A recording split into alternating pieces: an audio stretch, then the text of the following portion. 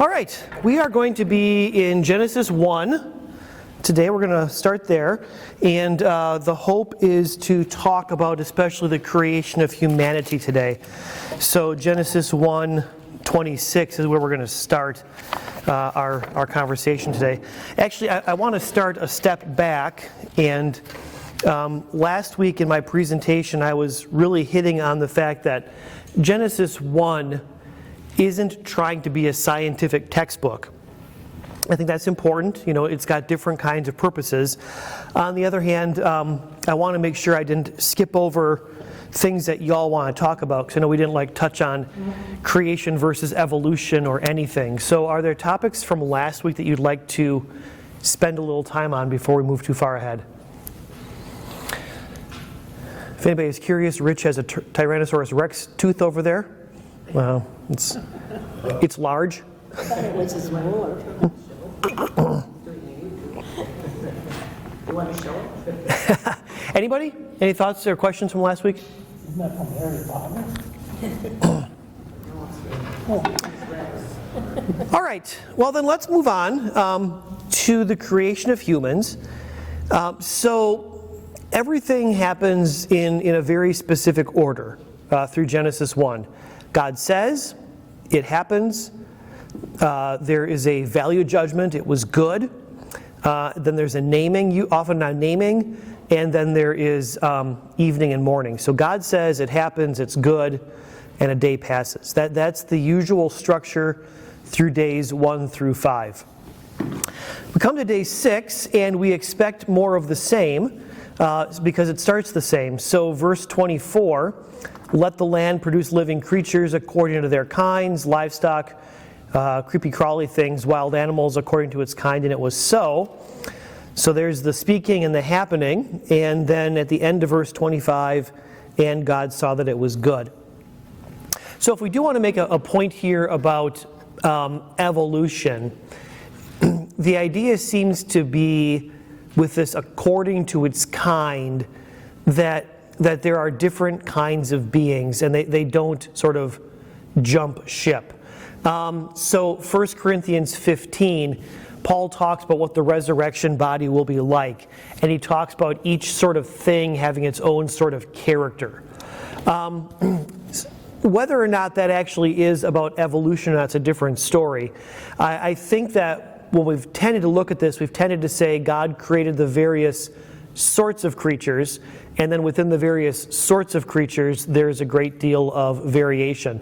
So you can realize that wolves in the wild, so a timber wolf in the wild, and my little Shih Tzu are the same kind of being, but you look at them, you just roll your eyes at that, right? My little dog would stand no chance in the wild, and would stand no chance against the wolf. But it's all within sort of the kind of dog, and we don't see a jumping of species. I think that's the thing that I notice most about evolution is the language that we use, at least in popular conversation, is sloppy. So, for example, with the virus, right? The virus, I've heard people say it's evolved. It hasn't really evolved. It's adapted. That's something different. It hasn't added new genetic material to it. The genetic material that was there has simply emphasized certain traits over other traits. So there was a study in Britain in the 1800s, and it was talking about some sort of a moth, and it was a case study for evolution that this moth, which had previously been predominantly white, was now predominantly black. And they said, see, it evolved. Well, no. The black genes were always present in the moth, but they were probably recessive, which meant that under usual circumstances you had a predominance of white moths. What happened in the mid-18th century, or 19th century? The Industrial Revolution. London was covered in soot. What happens if you're a white moth against a black background? You get dirty. You get eaten. Right? So the genetic part of that moth that thrives is the part that makes them darker colored so they blend into their background. It's not a new moth, it's the same moth, it's just adapted to different circumstances. Omicron's not a new virus, it's adapted to find new hosts, right? And that's why Omicron is so infectious, because the portions of COVID that have sort of come to the forefront here, they were always there, but they're the ones that make it easy to find new hosts. It's actually why some epidemiologists say we might be closer to the end than the beginning, because you have the predominance of a less dangerous strain that is able to find hosts more often. COVID doesn't care if it kills you. COVID has no desires like that. COVID does care if it can survive. All right, so that's the idea. So this is not evolution of one thing into another. This is adaptation within a large population. That's what we see happening here. Anyhow, that's sort of just about the kinds there, and it's not really our topic for today. And Rich is over there thinking. And at some point, a question is going to come over from my right here. I can feel it. So, within the structure of Genesis 1, the thing that happens that is different in verse 26 is that there is now divine deliberation. Everything else has progressed pretty lickety-split. God said, there was, it was good. God said, there was, it was good. And now in verse 26, the grammar changes. And we have, then God said, let us make mankind in our image. Now this idea of sort of reflecting God, that's a new thought in the chapter, but also the fact that the Lord speaks not sort of in general to the creation to bring something forth, but speaks to himself about what he wants to do, that's different. Okay, so there is this sense of divine forethought when we come finally to the matter of human beings. Let us make mankind in our image, in our likeness, so they may rule over the fish in the sea and the birds in the sky, over the livestock and all the wild animals. And then verse 27, so God created mankind in his own image. In the image of God he created them, male and female he created them. He thought about it, then he did it. And we'll see this also then in the fact that it's the creation of humans that is really expanded in chapter 2. The animals and everything else are just sort of glossed over. It happened. But there's quite a bit of time thinking about how God creates human beings. So the first evidence that something different is happening here is in the sense that God plans for it first. He pauses, he considers, he thinks, and then humans are there. So we have this first hint that humans are of a different nature than the rest of the critters, the rest of the creation.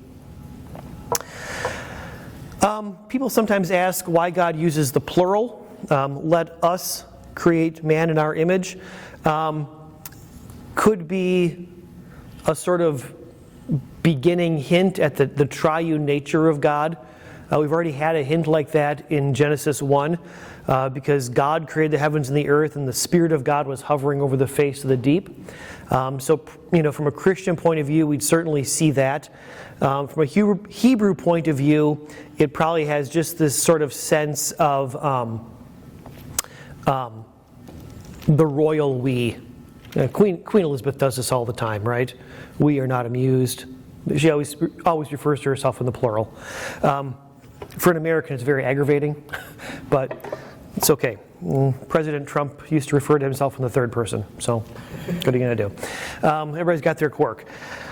So that's the us, the plurality of God there. I'd like to spend a little bit of time on mankind. So the word there is, in Hebrew it's pronounced Adam. Of course it comes over into English, you can guess how. Adam, right? So the NIV itself reflects some of the difficulty of translating the word Adam, because all through chapter 1 it is the man, and actually well into chapter 2 Adam is a mankind, or the man or something like that. There's only one or two places where they translate it as a proper name. I would maintain we shouldn't think of it as a proper name until the end of chapter 3. I think at the end of chapter 3 we can start thinking about it as a proper name. Otherwise, I think it's a generic kind of noun, and the way we ought to think of it is the human. I think that's what it means. So mankind is fine in verse 26. The NIV has that. Let us make mankind in our image.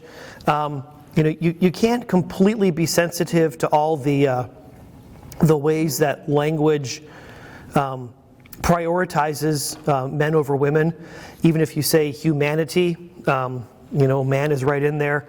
I prefer humanity. It's a little less in your face than mankind, to which women might respond, what about womankind? So I prefer humanity as a translation there. Let us make humanity, in our image, verse 26. What's interesting from there on, I don't know quite what to make of it, but it's a phenomenon in the Hebrew. Verse 26 is, as far as I can tell in these two chapters, the only time that Adam does not have the definite article.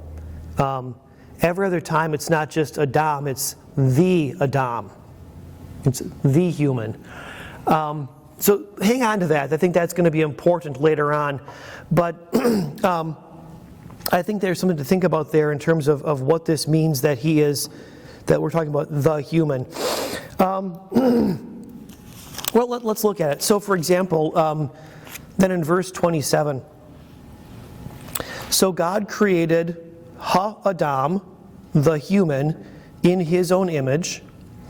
But it's a singular, Ha-Adam, but it's a collective. He created humanity, the humans, in his own image. In the image of God, he created them. So, to read Adam as Adam, I think misses something. He's talking about the entire race here. So he goes from the collective in verse 27, Ha-Adam, to the plural pronoun in the middle of the verse, to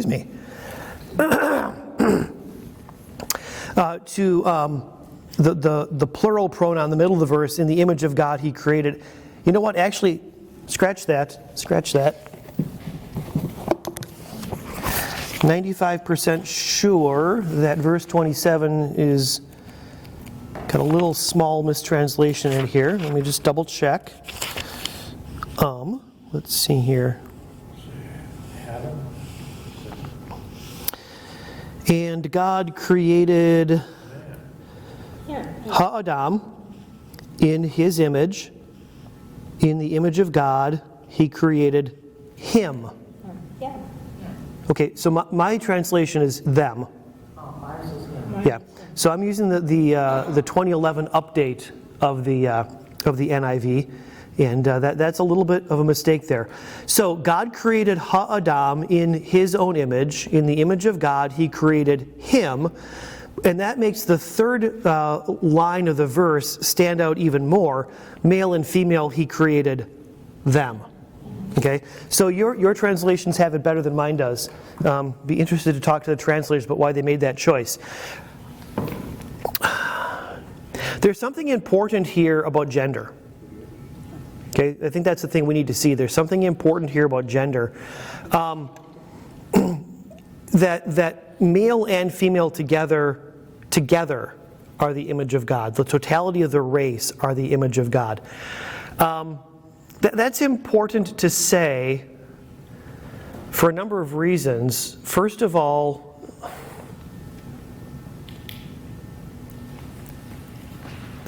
this is going on the internet, so I got to be careful.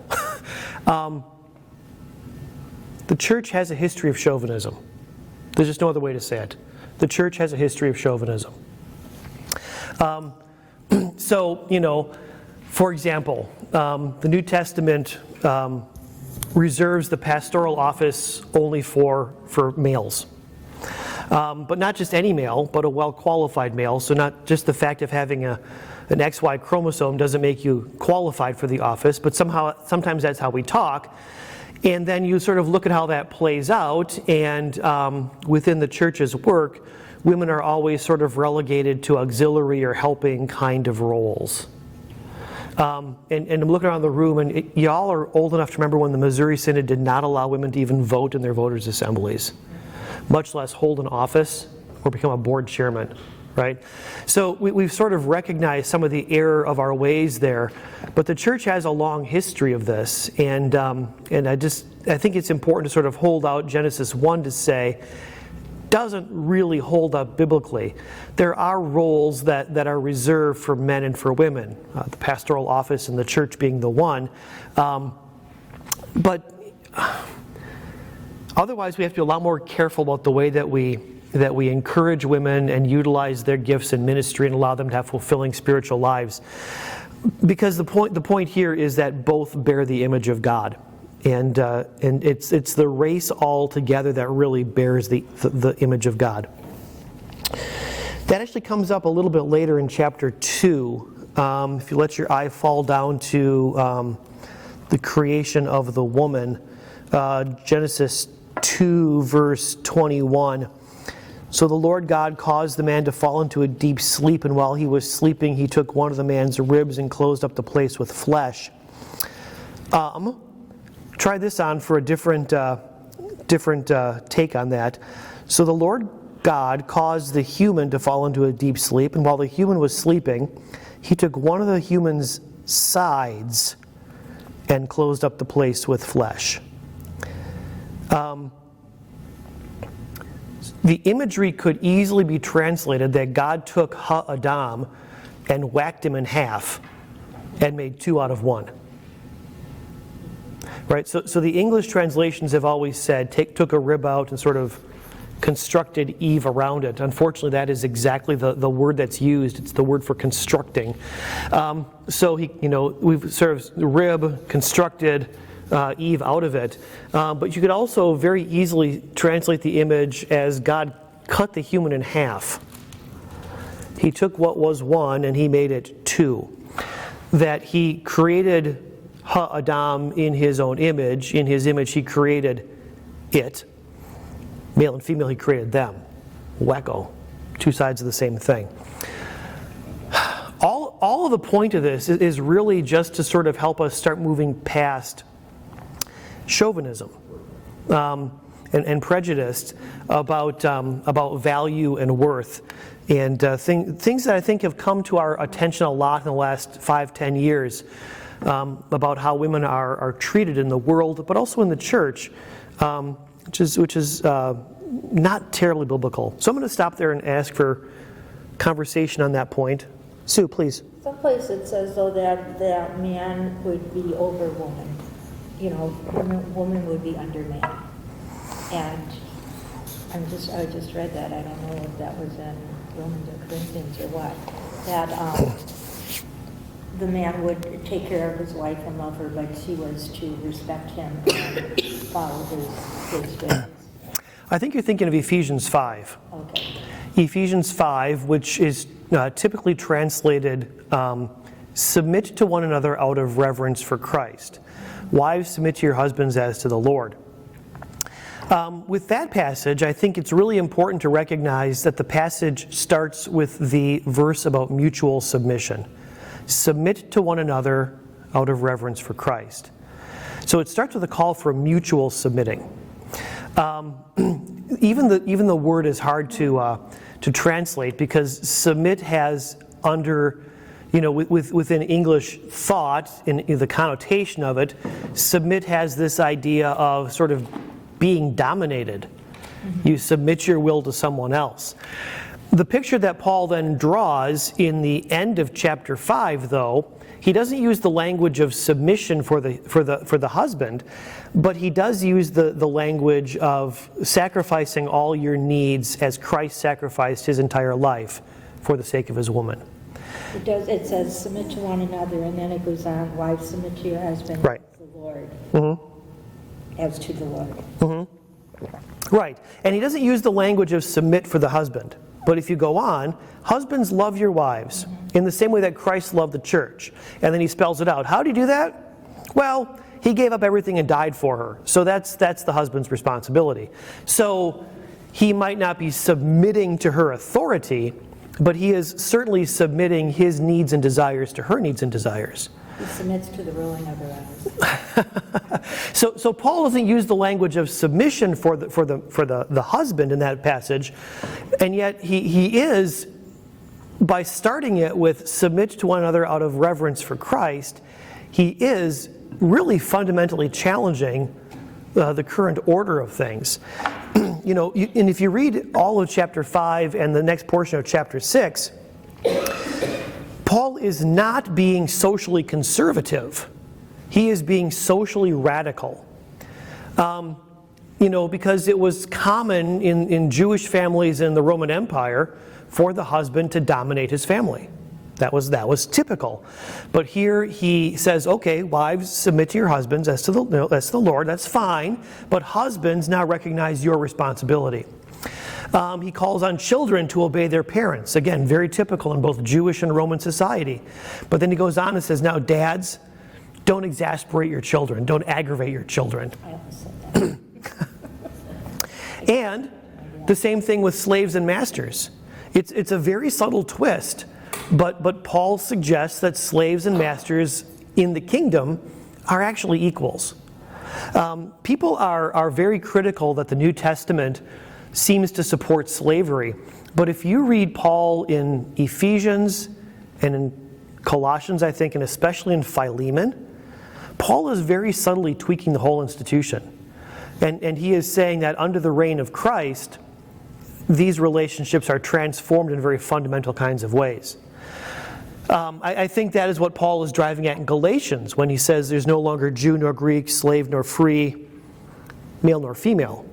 He doesn't mean the ending of gender, because clearly we're still gendered. He means instead the ending of the social stratification of male and female. Well, look at the Old Testament, how women were treated. Exactly. So Genesis 3, which, follows right after the creation, right? It's like there's hardly any free time here. Genesis 3 reflects the fundamental disordering of these relationships. These relationships are broken almost instantly. And we still live in a world where these relationships are broken and difficult. But the larger point is that Christians who have one foot in the new creation already are supposed to start thinking about these things differently than they have in the past. And differently than the world around them thinks about these things. I'm just not sure the church has necessarily done that very well over the centuries. Vicki, please. Well, I have a question. I guess I've never thought about it before. When you were talking the possibility of two ways of Adam being created, and I don't have a medical background, does a man have one less rib than a woman? No, I don't think so. I think that's a myth.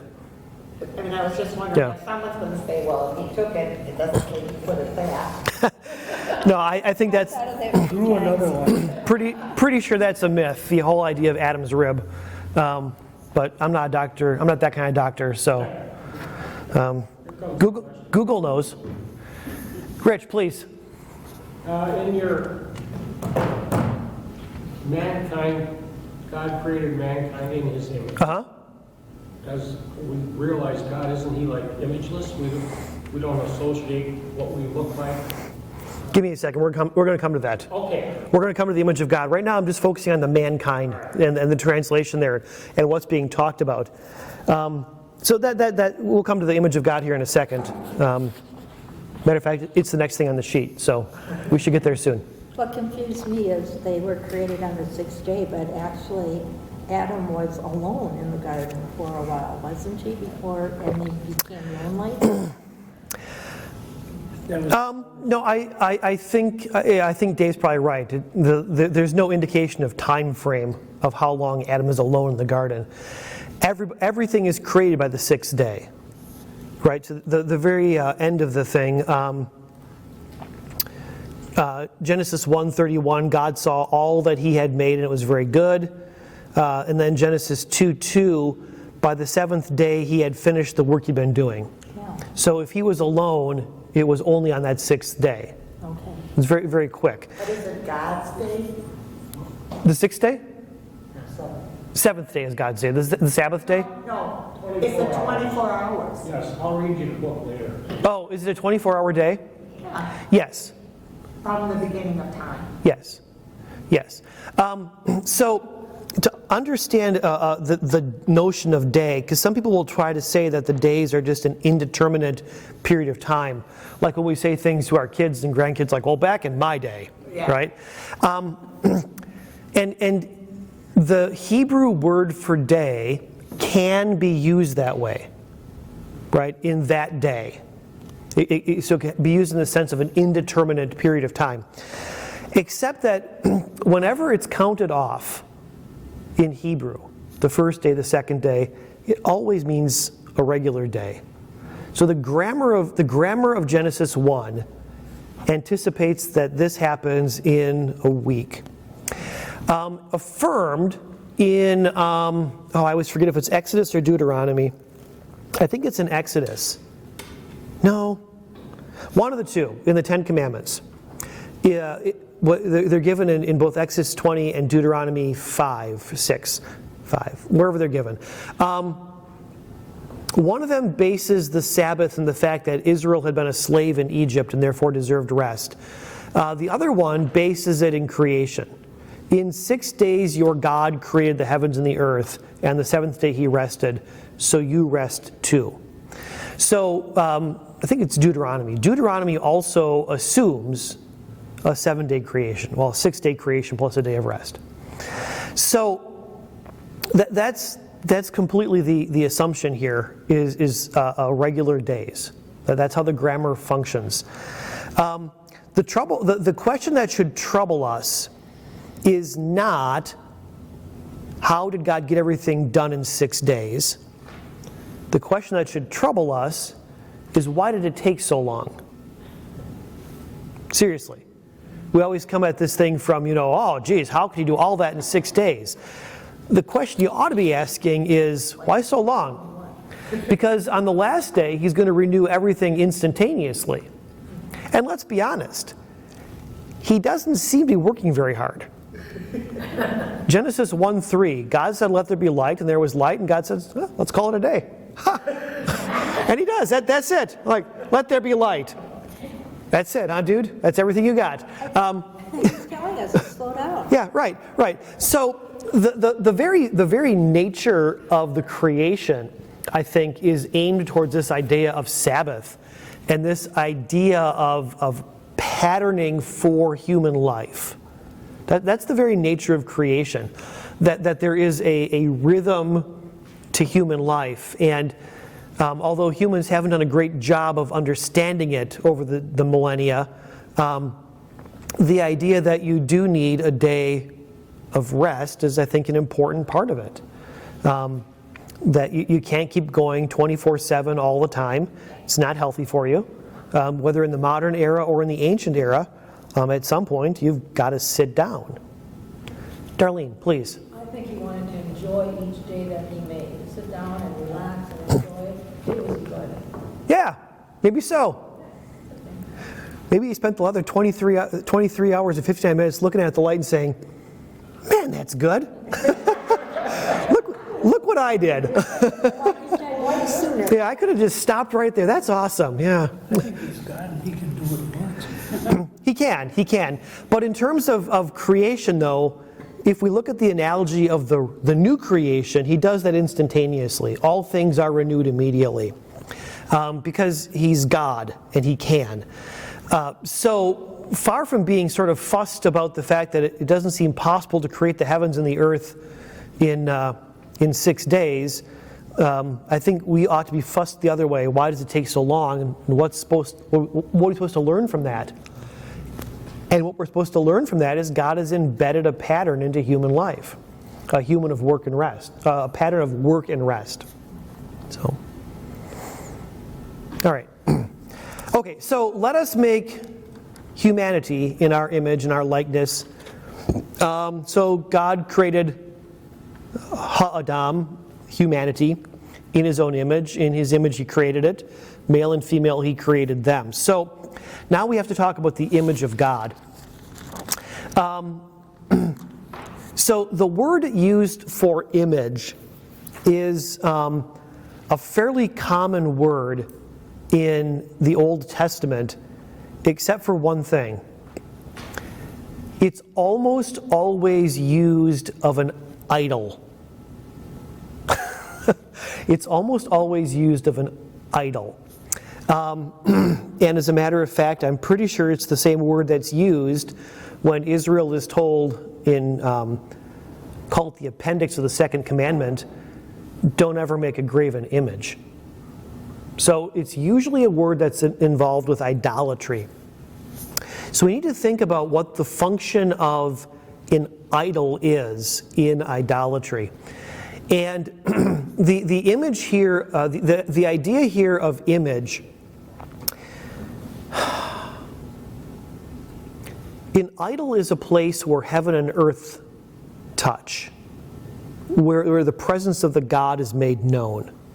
So it's not just a statue. It's not just a sort of, rock or piece of wood.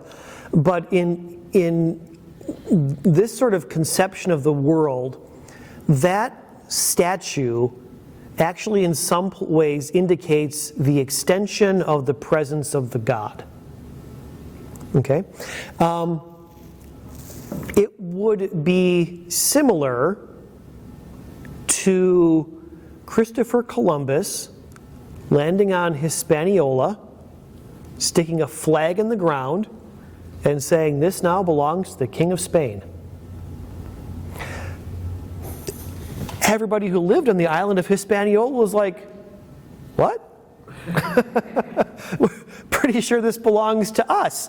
But the flag is an extension of the king's claim. That makes sense? Okay? The idol is an extension of the God's presence. It's used widely in the Old Testament of idolatry, because idolatry is nothing but a twisting of God's reality. The true image is a human. So when we talk about the image of God, what we're talking about is not that we look like him, although he chooses in the Son to look like us, so that's a different thing. It's not about looks, which is how we usually use the word image. Instead, it's about office. So to say that humans are in the image of God is about the work that they're supposed to accomplish. That humans are supposed to be an extension of God's own presence into the creation. So the purpose of humans is to extend God's wise rule across everything that he's created. We'll come to this a little bit if we look at the geography of Eden, for example, the geography of the garden. The idea seems to be not that the entire world was the garden, but the garden was the point from which humans were eventually supposed to expand and extend God's presence into the world around them. So when Adam is called to tend the garden, in some ways what he's called to do is to extend the garden until it encompasses the entire earth, until the entire earth is filled with the glory of God. You see similar language to this, say in Isaiah 35, where the glory of God is going to fill the entire earth like the waters fill the sea. So this is about vocation, about calling, about purpose. That's really the primary idea of the image of God. It is not the way I was taught about the image of God in confirmation class. You probably weren't either. You were probably taught that the image of God consisted in righteousness, that we had God's own character. And I don't think that's entirely wrong. I think that's part of it. But I think that there's this more fundamental idea that the image of God is about carrying the presence of God into the world. Let's see here. Yeah, this is a very prominent commentator. It's now generally agreed that the image of God reflected in human persons is after the manner of a king who establishes statues of himself to assert his sovereign rule where the king himself is not present. Not to say God's not present, but it's a different form of presence that humans are exerting into the creature. So the human creature attests to the godness of God by exercising freedom with and authority over all the other creatures entrusted to its care. The image of God in the human person is a mandate of power and responsibility, but it's a power exercised as God exercises power. So it's a creative power to tend and nurture and extend the works of God into the world. Let's put it this way, to be co-workers with God. That's what it means in some ways to be in the image of God, to be co-workers alongside of God. So that's, I think, grammatically what is tied up in this notion of the image of God. One commentator points out that Genesis 1:28 is the first time God actually addresses himself to anything he has created. Genesis 1:28, God blessed them and said to them, "Be fruitful and increase in number, fill the earth and subdue it, rule over the fish in the sea and the birds in the sky, and over every living creature that moves on the ground." God addresses the humans. They are the ones who are capable of speech. They are the ones who are capable of answering back. So there's more than in the image of God as well. Humans are set apart as of a different order than the animals. Again, this is a problem I find with an evolutionary viewpoint. I mentioned it last week. An evolutionary viewpoint puts everything on the same moral scale. A cockroach has no less value than a human, because they're just different expressions of the same kind of life. But biblically speaking, humans stand over the rest of creation. They're part of creation, but they stand over the rest of creation. They are to be stewards of creation. They're to take care of it as God's own caretakers. So again, this sense of wisdom. But I think speech and higher thought is part of what it means to be in the image of God as well. And as we'll come to find out in a few moments, certainly righteousness is part of what this image of God entails as well. It's part of the uniqueness of the human creature. Did I see a hand? Sue?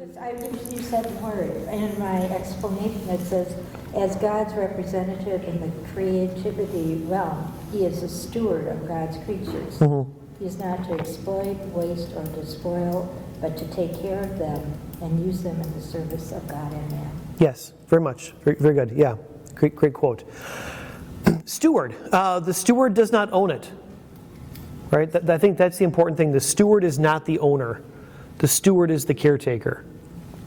You probably have a financial advisor someplace, and he doesn't own your money. You own your money. He just takes care of it for you, right? So that's the idea of a steward. This is another place where I think humans have gone wrong pretty regularly, especially in the modern era, and I think some Christians have gone this way too. I think if you take Genesis 1 seriously, you're going to pay at least some kind of attention to environmental concerns. You've got to take it seriously. Sometimes it's very simple.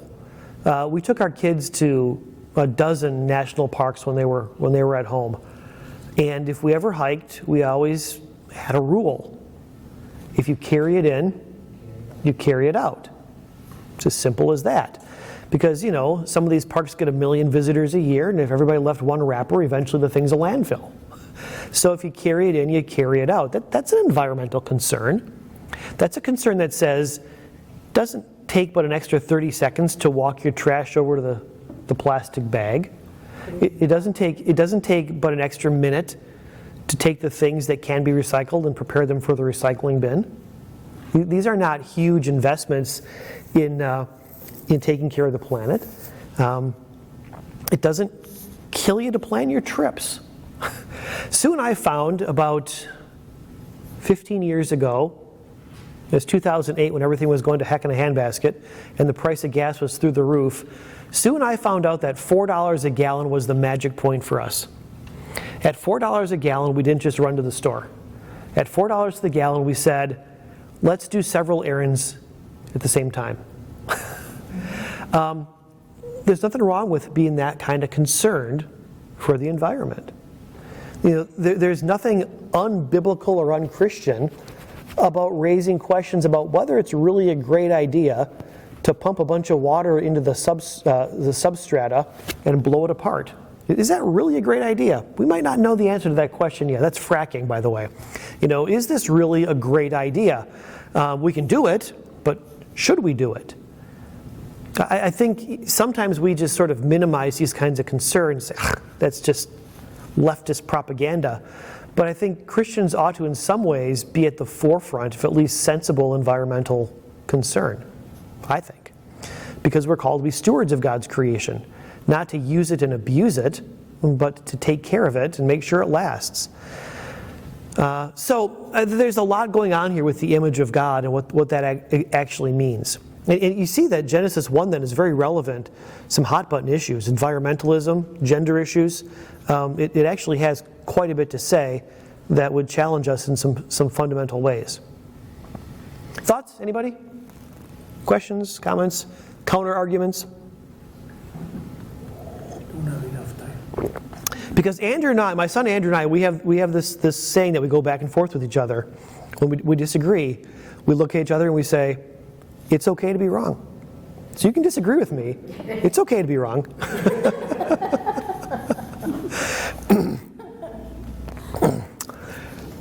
It was funny when I did it to Andrew. Now he does it to me, and it's not funny anymore. Yeah. All right, so that's the image of God. Now, the image of God, I think, flows into what we've always sort of, as Lutherans, said, righteousness, because there are a number of things that also set humans apart in terms of the commands that they receive. So the critters are all called to be fruitful and to increase in number. That's with the birds and the fishes on day 5. It's with the land animals on day 6. And in some ways, it's with humans as well. Genesis 1:28, be fruitful and increase in the earth. But for humans, they have this additional calling, subdue it and rule over the fish in the sea. So in terms of uniqueness and unique commands, here's one of them. Not just, be like the bunnies and multiply, but rule over the creatures, rule over the creation. That's that stewardship idea that we had before. Secondly, is the command to nurture and tend the garden. That's in chapter 2. But especially there is the command about the tree of the knowledge of good and evil. So Genesis 2, verses 15 through 17. The Lord God took the man and put him in the Garden of Eden to work it and take care of it. And the Lord commanded the man, you are free to eat from any tree in the garden, but you must not eat from the tree of the knowledge of good and evil, for when you eat from it, you will certainly die. Here is another distinction then between humans and the rest of the creation. Humans have moral agency. Humans have moral agency. Anybody ever have a dog? Yeah? Anybody ever told your dog it was bad? Bad dog? Think that through for a second. Is your dog truly bad? No. Is he sinful? No. He's an animal. Well, he's an animal. What's he doing? He's working off of instinct. He can't think it through. My dog understands gentle.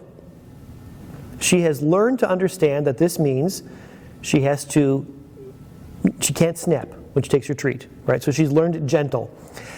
But it's not because in her head she knows the distinction between gentle and rough. She's learned the command, and she's learned that she's not going to get the treat unless she takes it in a certain way. But she hasn't got the ability to distinguish that she's being naughty when she snaps. You know, you teach kids to give things to dogs, and you try to teach them one of the reasons that the dog snaps at them is because they're instinctively scared of the dog, and that they pull it back. So the dog thinks he has to lunge. That's all instinct. That's not the dog being naughty, right? That's just a dog. This side of the fall, I use this illustration with confirmation kids. You know, if a tiger eats you, has the tiger sinned? Well, he was hungry. No, because that's what tigers do, right? Tigers eat people. Not around here, thank God, but you know, tigers eat people. It's in their nature to do that. They're carnivores, they're predators. If I eat you, have I sinned? Yes. Absolutely, right? Because it is not in my nature to do that. That's not instinct. That's foul and sinful and terrible. There's a command, you shall not murder.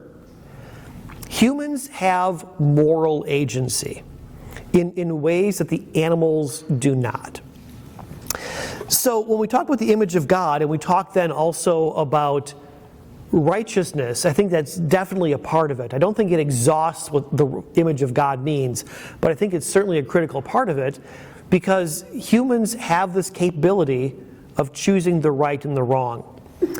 We can massage that this side of the fall, and other things to say theologically about that, but the fact is that humans have choices that lesser beings don't have.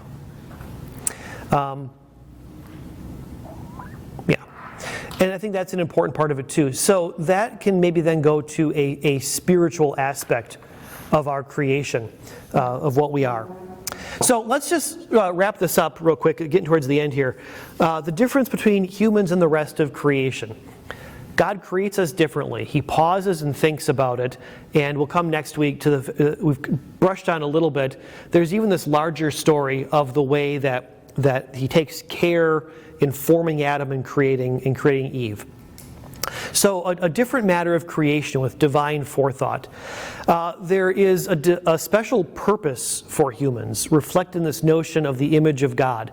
They are to be the wise stewards of God's creation, the extenders of his presence into the world around them. Something that we talk about in the church a lot, that we are the ones who extend the reign of God out into the world around them. And that we have a different character in terms of morality, in terms of issues of sin and righteousness. These are categories that apply to humans, but do not apply to animals. The animals don't have those same kind of categories applied to them. So humans stand head and shoulders then above the rest of creation. We don't ever want to make the mistake of thinking that humans therefore are of a third thing. We said this last week, there's God and there's everything else. Humans are part of the everything else, but we're first on the list because everything else is under our authority within the creation. So that is the creation of humanity. That takes us through the rest of Genesis 1 and part of Genesis 2. Any thoughts, questions? I have one question. Of course. Yes. Love you, Dave. In all these the days that God was creating the creatures, the fish, the birds, and whatever, does that predate seasons like winter, spring, fall? Because seasons have a lot to do with populations of different species and things. Well, I don't think a day is going to kill them either way. I mean, at that time, So there was no... So day 4, God puts the lights in the world to govern the times and days and years and seasons. So the world is created on day 4. There's this order of the cosmos that's imposed, and then on day 5 he begins with the critters. So I guess in a sense, seasons predate the animals. So So they would have had snow and all that neat stuff in Well, there? depending on what A lot of it, so, okay, we're going to come to this next week just to sort of head it off a little bit. Genesis 2 indicates a very different kind of world than we're used to observing. Genesis 2 indicates a world that doesn't know rain. Instead, there is a mist that covers the ground and sort of waters it that way. So it's a very different kind of world. What happens to it is an excellent question. Certainly sin happens to it, and then something is fundamentally different between Genesis 3 and Genesis 4. And as far as the world that we observe, we stand on the other side of Genesis 6 through 9. So at some point we'll have to talk about what in the world caused the flood of Noah's day and what kind of a cataclysm that was for the world. And I've got some thoughts on that, but we're going to have to save that for a couple weeks down the road. The point I would simply say is the world that we live in is not exactly the world that God created on day 6. Because both sin has intervened in it and some sort of a cataclysmic event in Noah's day intervened in it. So, well, when God was done, it was perfect. So the perfectness would have avoided the flood and all those disasters, right? right, but it didn't stay perfect. No, as soon as the fall. Right, it did not stay perfect. And I think that's something that we don't necessarily always account for, is the curse that fell on Adam, and we'll come to this at some point, cursed the earth itself. Cursed is the ground because of you. So something fundamentally changed for the earth. Paul says it this way in Romans 8. He talked about the whole creation groaning as in bondage and groaning for release. So the creation itself knows that we're longing for something different. All right, thank you all very much. Let's close with a prayer. Heavenly Father, so many things to think about in these few short verses. We thank you for our time together and for the challenging thoughts. And we pray, Lord, that we might recognize that at least part of what it means to be human, especially a Christian human, is to be part of your presence on earth, extending your reign in every way that we can. So, Lord, help us to see the honor and the dignity that comes along with being created in your image. I ask this in Jesus' name. Amen.